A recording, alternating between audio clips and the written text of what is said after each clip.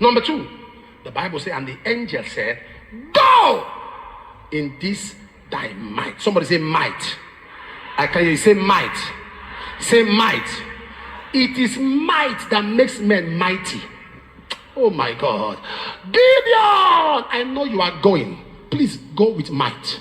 How do you succeed in a career? How do you succeed in a profession? How do you succeed in a vocation? How do you succeed in a ministry? How do you succeed in a business when you are bankrupt of might?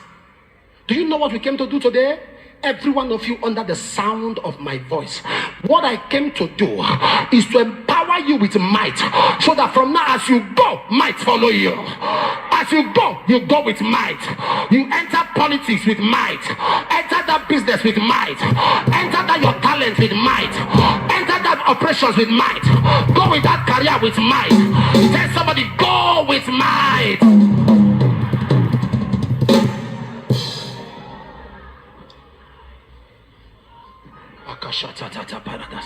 Do you know, sir? You are applying for a job. You wrote application, and you were told that over 5,000 people are applying for that same job, sir. Among that 5,000, and they said they are taking just 500 people, sir. There are many people that are going to places. They begin to enter corners to make sure they are among that 500. And you sleep, you wake up, you are doing nothing. Go with might, carry might, go with might, carry might, go with might, go with might. Number one, he said, and the angel said, go in this thy might. Might opens you up for angelic assistance. Might opens you up. A man of might is a man who the angels are at his command.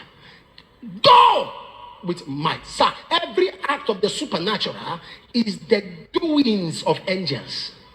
Every act of the supernatural is the handiwork of angels, for it shall give his angels charge. Every preservation is the handiwork of angels, for the angel of the Lord encampeth round about them that feareth God and delivereth them. Sir, anytime you connect to might, you are opening up yourself for the ministry of angels. Am I communicating now? Am I communicating right now? Somebody say, I can hear. Say, I can hear you. Say, I can hear. Now, do you know in Hebrews chapter 1 verse 14, the Bible said he called them ministering spirits, for to them that shall be called the heirs of salvation. Once you are saved, you have angels at your command. Once you are moving with might. Number two, in verse 34, the Bible says, and Gideon blew the trumpet. As he blew the trumpet, men gathered to him. Somebody say, men. Oh my God, say men. Say men. Say men. He didn't say anything. When might came upon him, all he did was to handle a trumpet. Men were gathering without a statement. Men gathered without a statement, because might is an amplifier. Might is an announcer. Might announces men. Sir, when God puts might on your trumpet, when God puts might on your talent, when God puts might on your vocation, when God puts might on your business, when God puts might on what you do, men will gather for you. Men. There are many of us who don't have the capacity to gather men. You can't gather helpers. If one helper doesn't leave, another doesn't come. You have no capacity to. What is greatness? Multiplicity of helpers. What is greatness? One of the biggest problems Naaman had was that Naaman had only one king as a helper. So when the king was informed that Naaman was a leper, he had to write to another king to bail him out of the situation. Sir, to have one helper is to have a limit. To have one helper is to have a restriction. You need multiple helpers. Open your hands. As you hear the sound of my voice, I make declaration under God. The anointing to gather helpers, pay. The anointing to gather helpers, pay. The anointing to gather helpers, pay. Anointing to gather helpers, pay. Anointing to keep helpers, pay. Anointing to sustain helpers, pay. Somebody say fire, fire, fire. Somebody say fire, fire, fire. Be upstanding, be upstanding. Be upstanding. In Matthew 27, verse 32, Abakashata, the Bible says, and they found a man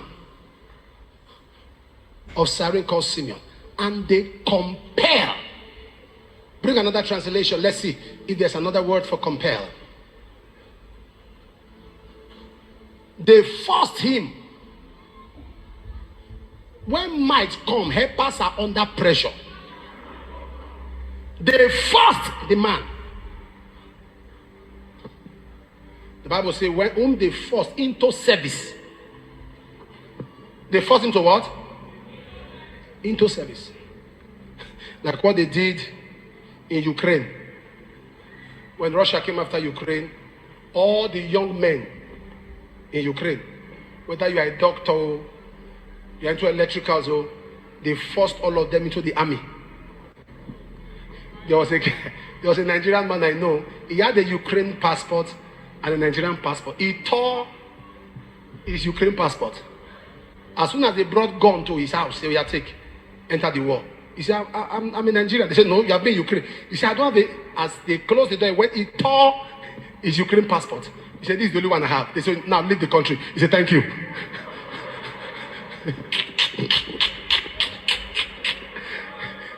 Citizenship that took him years. The guy said, I know once again. I know two again. They forced all of them into the army.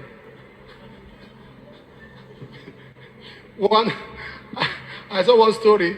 There's a young man in Burkina Faso that's their president now. He has turned the country around.